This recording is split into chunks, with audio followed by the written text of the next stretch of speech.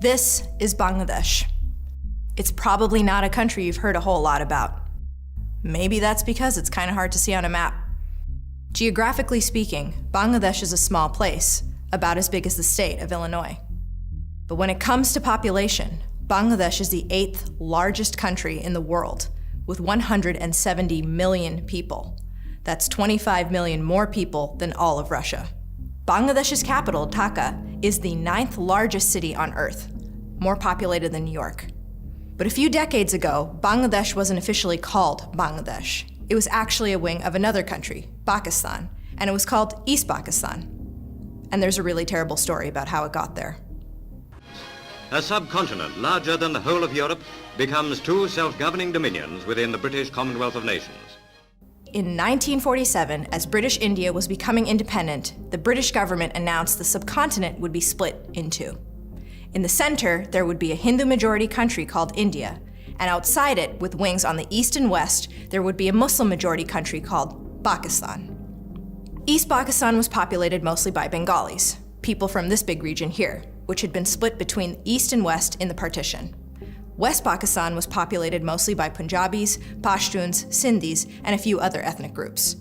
Separated by over 1,000 miles of Indian territory and demographically and culturally split between groups from opposite ends of South Asia, this was a really weird arrangement. In the years following independence, it turned out not to work too well for people in the East. Even though East Pakistan had most of the country's population, they were shut out of the levels of power. The central government was dominated by people from the West. The real power in the country was the armed forces, and Bengalis only constituted about 5% of all military personnel. East Pakistan was treated as an internal colony of the West. The export earnings of its agrarian industries were siphoned off by the central government, and the region was neglected in terms of spending. And there was no better symbol of the East's subservient position than language. Because even though East Pakistan was a majority of the country's population, its most common language, Bengali, was given no federal status. Bengali speakers were treated like second-class citizens. So in 1970, Pakistan held national elections, overseen by a military dictator named Yahya Khan. And it was on the basis of this inequality between East and West that a Bengali nationalist party called the Awami League swept the election. Led by a charismatic guy named Sheikh Mujibur Rahman, the Awami League won an outright majority, not just in East Pakistan, but in all of Pakistan.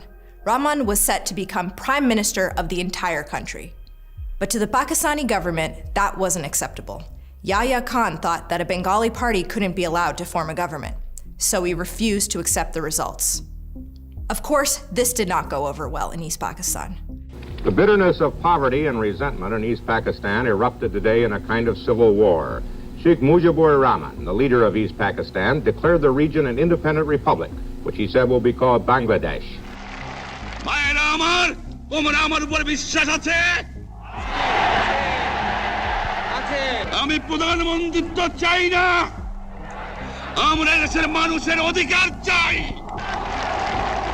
The Pakistani government was furious. So the next night, they launched their response, a campaign they called Operation Searchlight. They branded it as a program of pacification to calm the situation and return things to normal. But their real plan was different. Mass murder on an unimaginable scale. And that's where the United States comes in. Bangladesh was not just another story about the problems of post-colonial states and artificial borders. This was a story that took place on an international scale. It became a violent theater of the Cold War, one in which America played an active role. Yahya Khan was a close ally of America's president, Richard Nixon. Nixon and his Secretary of State, Henry Kissinger, loved that type of right-wing military dictator. Nixon even called Khan, quote, a good friend. So in the 1960s and 70s, the Pakistani regime became one of the largest recipients of American military aid in the entire world. Most of the planes, guns, bullets, and bombs that Pakistan was now flying into Bangladesh had been generously supplied to it by the United States. And with those American weapons, Pakistan unleashed a campaign of absolute terror, today recognized as one of the most ruthless genocides of the entire 20th century. Now West Pakistan, which also has most of the army, is trying to crush the revolt. There are reports of many casualties in Dhaka and other East Pakistan cities. When they arrived in Bangladesh, Pakistan soldiers put the city under strict martial law. Rahman was arrested, and any Bengali thought to support him was murdered. Yahya Khan personally gave the orders. "Kill 3 million of them," he said, "and the rest will eat out of our hands." Dhaka became a particularly gruesome sight. Huge sections of the city were bombed. Pakistani soldiers set older parts of the city on fire with flamethrowers or bulldozed entire blocks flat. At the university, soldiers massacred students and teachers. Within a few weeks, about 75% of the population of Dhaka had fled. But the Pakistani military didn't just stop there. The Pakistani army and its collaborators went into the villages. People say the soldiers went wild, that they chose people at random, women, men, babies, shot and ran them through with bayonets. All the women, the people say, were raped before they were killed, and their husbands and children were made to watch their mother's degradation.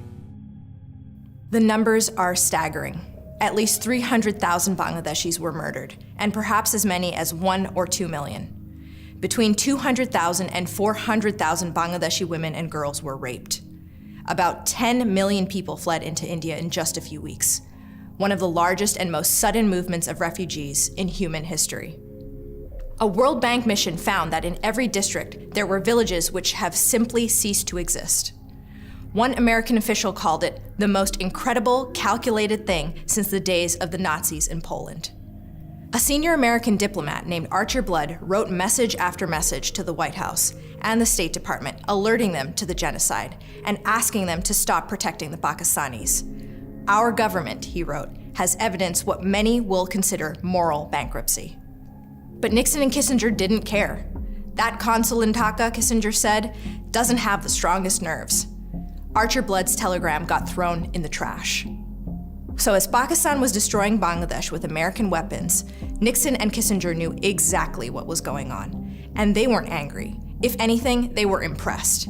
The use of power against seeming odds, Kissinger says, pays off. That was partly because of Cold War power politics. After all, Pakistan was an anti-communist partner and Pakistan's neighboring rival, India, seen as a Soviet ally.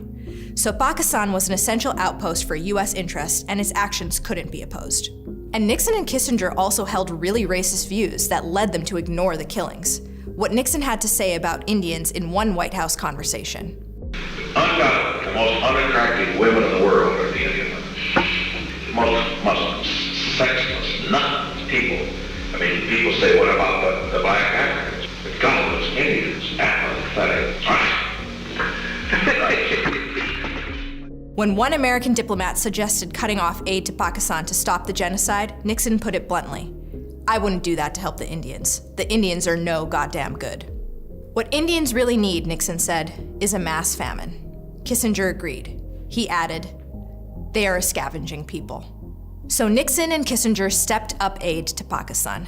They illegally transferred more American weapons into the hands of Pakistan through American allies like Jordan, Iran, and Turkey.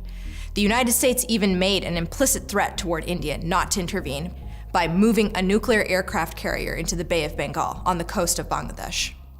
And as America assisted the genocide, the situation escalated. With so many Bengali refugees flooding across the border, India had to intervene. The Indian government gave its support to pro-independence Bangladeshi rebels fighting the Pakistani army. Pakistan responded by launching an attack on the Indian Air Force, and the situation turned into an all-out war. But with Indian intervention, that war ended in just 2 weeks.